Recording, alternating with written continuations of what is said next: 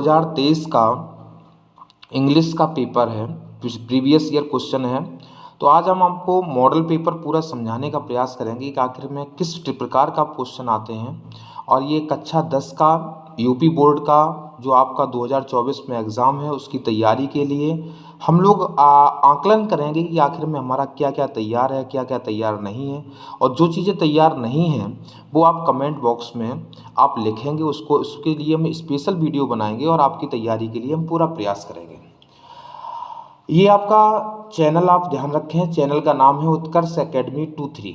आप लोगों ने बहुत सपोर्ट किया है और सब्सक्राइबर आपके 730 तक पहुंच चुके हैं। और थोड़ा आप और प्रयास करते रहें, मेरा मनोबल बढ़ाते रहें, मोटिवेट करते रहें। हम आपको मोटिवेट करें, आप हमें मोटिवेट करें, तभी ये चेंजमेंट चल सकता है। तो इसलिए आप ध्यान रखेंगे, आप थोड़ा प्रयास करेंगे ताकि हम और अच्छी से अच्छी आपकी बेहतर सुविधाएं दे सकें। और ये आप शेयर करेंगे, सब्सक्राइबर और लाइक शेयर सब्सक्राइब जरूर करेंगे। समय को बर्बाद ना करते हुए सबसे पहले आप देखेंगे यहाँ पर लिखा हुआ है इंस्ट्रक्शन 2023 लिखा हुआ है, अंग्रेजी लिखा हुआ है, पूर्णांक 70 है, 30 आपका क्या होता है, 30 का आपका होता है प्रैक्टिकल। अब समय आपको 3 घंटे 15 मिनट दिया गया। अब इंस्ट्रक्शन में आपका लिखा हुआ है कि first 15 minutes are allotted for the candidates to read the question paper. सबसे पहले 15 मिनट आपको अलॉट किए जाएंगे, आपको दिए जाएंगे कैंडिडेट को, जो कैंडिडेट होगा आप एग्जाम देने जा रहे हैं। टू रीड माने पढ़ने के लिए, क्वेश्चन पेपर माने क्वेश्चन पेपर को पढ़ने के लिए दिए जाएंगे। ठीक है, 15 मिनट आपको पहले 15 मिनट पहले आपको क्वेश्चन पेपर दे दिया जाएगा ताकि आप उसे देख लें, समझ लें। सेकेंड पॉइंट में इंस्ट्रक्शन में लिखा है, इंस्ट्रक्शन का मतलब आप समझ गए, इंस्ट्रक्शन का मतलब निर्देश। ये निर्देश दिए गए हैं, इसी के अकॉर्डिंग आपको काम करना है। फिर लिखा है ऑल क्वेश्चंस आर कंपलसरी, सभी प्रश्न अनिवार्य हैं, सभी प्रश्न अनिवार्य हैं। थर्ड नंबर पॉइंट में दिया गया है कि this question paper has 2 part. इस क्वेश्चन पेपर में 2 पार्ट हैं, एक पार्ट ए लिखा होगा, एक पार्ट बी लिखा होगा। Okay, I hope you understand.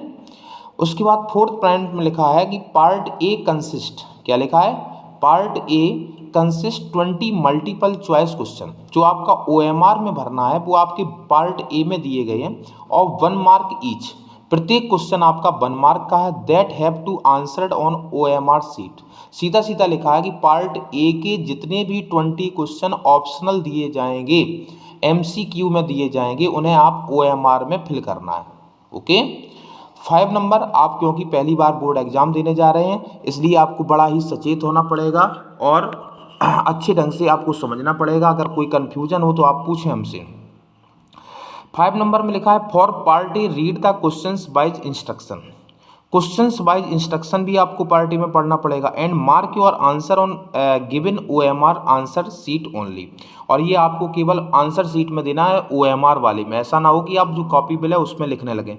Do not erase, cut और यूज वाइटनर। ना तो वाइटनर का यूज करना, ऐसा ना हो कि आपने सर्किल को, गोला को रंग वो कलर कर दिया और आपको बॉल पॉइंट का ही यूज करना, उसको काटे नहीं, उसको इरेज ना करें, उस पर वाइटनर का यूज ना करें। ओएमआर आंसर शीट पे आफ्टर आंसरिंग, आंसर करने के बाद आपको ओएमआर शीट पर कोई भी प्रकार की कटिंग ना होने दें। बहुत सावधानी पूर्वक आपको ओएमआर भरनी पड़ेगी क्योंकि उसमें रोल नंबर, ये सब चीज़ें आपको बहुत सावधानी पूर्वक, अगर नहीं आती हैं तो आप अपने टीचर से पूछ लें, लेकिन आप उसको गलत ना करें क्योंकि वे आपको बिना रोल नंबर, अगर रोल नंबर गलत हो गया तो ये मशीन से चेक होती हैं, ये आपकी चेक नहीं होंगी।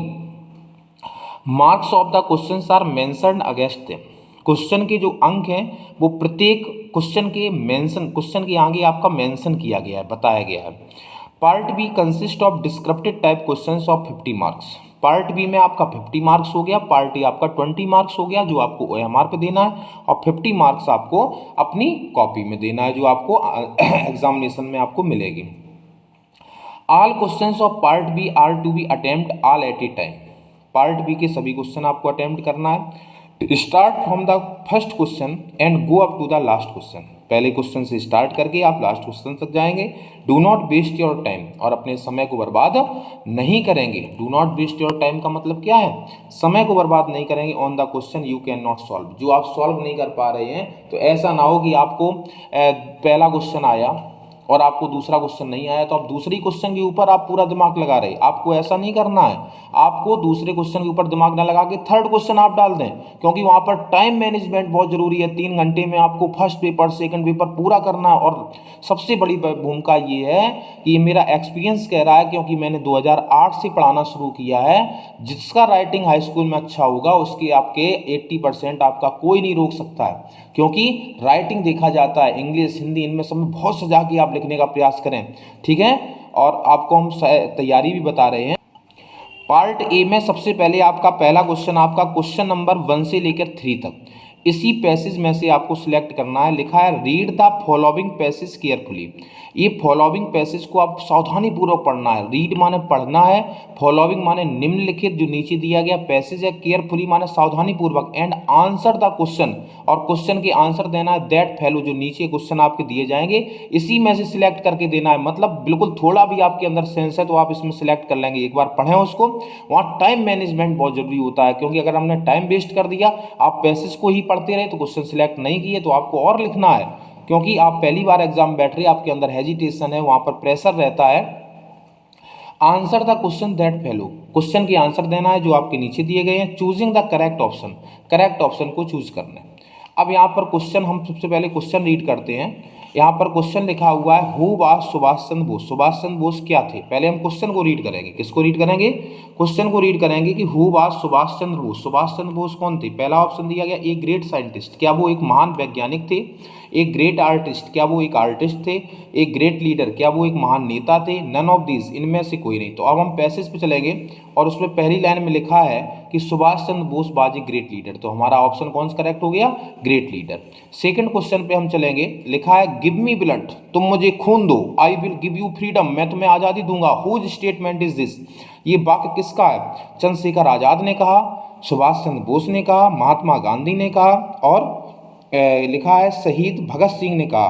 तो यहाँ पर सबसे लास्ट में हम लोग चलेंगे he said to his countryman, उन्होंने अपने देशवासियों से कहा, क्योंकि यहाँ सुभाष चंद्र बोस के बारे में बातचीत हो रही है कि तुम मुझे खून दो मैं तुम्हें आज़ादी दूंगा। तो यहाँ पर आपका ऑप्शन कौन सही जाता है? सुभाष चंद्र बोस। उसके बाद लिखा है Indian National Army was organised by. Indian National Army को किसके द्वारा ऑर्गेनाइज किया गया? पंडित जवाहरलाल नेहरू के द्वारा, सरदार पटेल के द्वारा, सुभाष चंद्र बोस के द्वारा, जनरल करियप्पा के द्वारा। अब यहाँ पर देखो लिखा है कि इसके बाद यहाँ लिखा है he organized the Indian National Army, उन्होंने इंडियन नेशनल आर्मी को भी ऑर्गेनाइज किया। तो यहाँ पर फिर सुभाष चंद्र बोस आपका आंसर जाता है। अब क्वेश्चन नंबर 4 से लेकर 8 तक की बात होगी। सी ब्लैंक दिया गया to the market with her cousin, और कजिन के साथ बाजार गई। तो यहाँ पर ऑप्शन आपका वेंट करेक्ट जाता है। फिर लिखा है if a student wants to know every new thing he is. If माने यदि, ए स्टूडेंट माने एक छात्र, वांट्स माने चाहता है, टू नो माने जानना, एवरी न्यू थिंग माने प्रत्येक नई नई चीज़ों को जानना चाहता है। ही इज वह क्या है?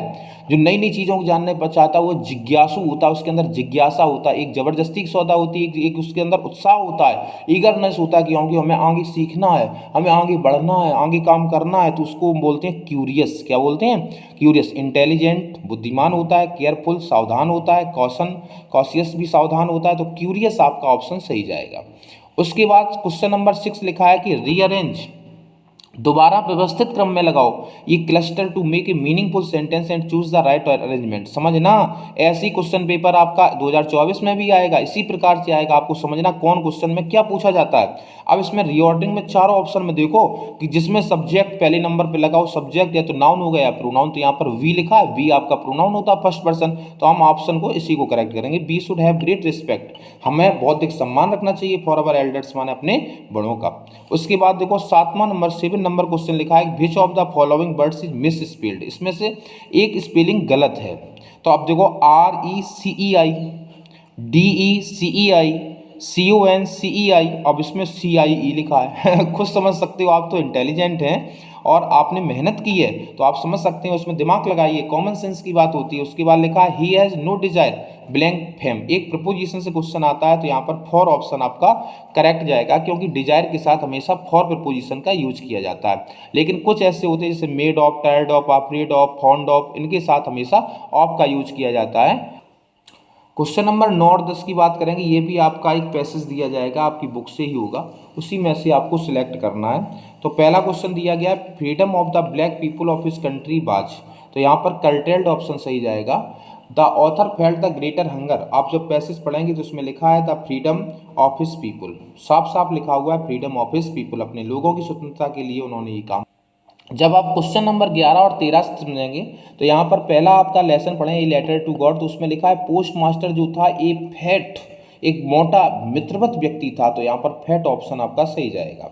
उसके बाद लिखा है Anne Frank wants to keep a diary because. Anne Frank diary लिखना चाहती थी, क्यों लिखना चाहती थी? She is fond of keeping a diary, क्या वो डायरी लिखने की शौकीन थी? She has no friend to talk and share her feeling, उन्हें अपने फीलिंग्स शेयर करने के लिए उनके कोई दोस्त नहीं थे। She wants to keep a record in it, वह उसमें रिकॉर्ड रखना चाहती थी। मिस्टर किसिंग जो उसके मैथ टीचर थे, उन्होंने ऐसा करने के लिए कहा था। मिस्टर किसिंग ने तो उसे निबंध लिखने के लिए कहा था, वह रिकॉर्ड नहीं करना चाहती थी, वो शौकीन नहीं थी क्योंकि उसके कोई दोस्त नहीं थे। तो उसने सोचा कि डायरी हमें रिएक्शन नहीं देती है, जिस प्रकार व्यक्ति से अगर हम कुछ चीज़ कहेंगे तो वो हमें रिएक्शन देगा, जवाब देगा, लेकिन डायरी मेरी बात को पेशेंस के साथ सुनेगी। तो ये lesson from the diary of Anne Frank से लिया गया। क्वेश्चन नंबर 13 लिखा है मैन क्रॉप ऑफ कुर्ग। आपने पढ़ा है ग्लिम्स ऑफ इंडिया में 3 पार्ट दिए गए, ये बेकर फ्रॉम गोवा और उसके बाद ये टी फ्रॉम असम और तो कुर्ग में यहाँ पर सबसे पहले क्या आता है? कॉफ़ी। कुर्ग में सबसे ज़्यादा क्या होता है? कॉफ़ी। चाय की अगर बात करें तो असम कहाँ जाएगा? असम में। उसके बाद क्वेश्चन नंबर आपका 14 से 18 तक एक पोइट्री का स्टेंजा दिया जाएगा, जो आपने dust of snow, fire and ice, Amanda, ये एनिमल्स, ये पोएम पढ़ी हैं। द बे क्रो, जिस तरीके से कौवा सूक डाउन ऑन मी, बर्फ के कण मेरे ऊपर हिलाकर डालता है। डस्ट ऑफ स्नो, वो बर्फ के कण डालता है। Dust of snow from a hemlock tree. Hemlock tree का मतलब क्या होता है? एक धतूरे का वृक्ष। द बे क्रो, जिस तरीके से एक कौवा सूक डाउन माने हिलाता है, क्या हिलाता है? धतूरे के वृक्ष को हिलाता है। ऑन मी, ऑन मेरे ऊपर। डस्ट ऑफ स्नो, तो बर्फ के गड़ गिरते हैं मेरे ऊपर। फ्रॉम ए हेमलॉक ट्री माने धतूरे के वृक्ष से। तो who was sitting in the tree, पेड़ पर कौन बैठा? तो यहाँ पर क्रो ऑप्शन सही आ जाएगा। उसके बाद where was the poet standing. अरे इसको समझ लेंगे, हेमलॉक ट्री। क्या आ जाएगा? Hemlock tree. उसके बाद क्वेश्चन नंबर 16 से 20 तक ये आपका जो आपकी ट्रिकी वाली लेसन है, वो अनिल वाले, ग्रिफिन वाले, ये लेसन है, उसी में से आपका आएगा। तो at the clinic tricky gave, doctor gave tricky, मतलब क्लिनिक में डॉक्टर ने टर्की को क्या दिया था? फ्रूट वेजिटेबल दिया था? नहीं दिया। चॉकलेट दिया था? नहीं दिया था। इंजेक्शन दिया था? नहीं दिया था। तो नो फूड फॉर 2 दिन तक उसने कोई भोजन नहीं दिया। Who is the narrator of the story? Thieves story. Thieves story के नरेटर कौन है? तो रस्किन बॉन्ड। आप पढ़ेंगे उसमें देखना राइटर कौन है। Where did Griffin stay at Iping? तो इसमें आप लेसन पढ़ेंगे तो उसमें लिखा है इन माने होता है सराय। फिर लिखा है what did Everett start collecting in childhood. यहाँ पर क्वेश्चन थोड़ा घुमा के पूछा गया कि चाइल्डहुड में, बचपन में, तो बचपन का आंसर बटरफ्लाइज आपका हो जाएगा। किताब पढ़ना तो उसमें स्टाम्प दिया ही नहीं गया, तो ऑल ऑफ दीज होएगा नहीं है, तो कॉइन्स भी दिया गया, लेकिन बचपन में बटरफ्लाइज। मिस्टर लॉयसल, आपने पढ़ा होगा मिसिस लॉयसल। तो लॉयसल जो थे क्लर्क थे, तो मटिल्डा का नाम ही मिसिस लॉयसल है। वो मैडम फॉरेस्टियर के पास गई थी, अपने फ्रेंड के पास गई थी, क्योंकि उन्हें मिनिस्टर के यहाँ पर वॉल में नृत्य समारोह में जाना था। तो उन्होंने हार मांगा था, तो लेकिन हार से उनकी हार हो गई, बेचारे का हार खो गया। लेकिन उसने बेचारे ने बहुत कुछ स्ट्रगल किया, लेकिन वो नकली हार था। तो आप जानते हैं ये नेकलेस ऑप्शन बिल्कुल करेक्ट। ये आपका एक अनसीन पैसेज दिया गया है और इसमें से आपको क्वेश्चन सिलेक्ट करना है। ये क्वेश्चन सिलेक्ट करना हम नेक्स्ट वीडियो में आपको बताएंगे। और अगर इस वीडियो का आपका रिएक्शन अच्छा रहा, आपने सपोर्ट किया, आपने सब्सक्राइबर को बढ़ाया, शेयर किया, तो हम नेक्स्ट वीडियो में, मैं कपिल दुबे यहाँ से फफूंद और यश में बात कर रहा हूँ, और मैं 2008 से 15 साल के एक्सपीरियंस के साथ आपके साथ शेयर करेंगे, मोटिवेट करेंगे। आप मुझे मोटिवेट करेंगे, क्योंकि it takes two take make a quarrel, एक हाथ से ताली नहीं बजती है। आप मेरा कॉपरेशन बढ़ाएं, मोटिवेट करें, हम आपको मोटिवेट करें, और एग्जाम 100 में 100% की मैं गारंटी लेता हूँ। अच्छी तैयारी हो जाएगी आपकी। बहुत बहुत धन्यवाद।